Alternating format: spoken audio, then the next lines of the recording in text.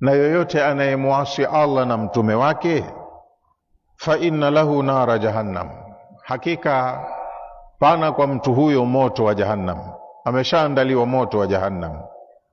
Khalidina fiha abada, watu wa aina hii wataishi huko motoni milele.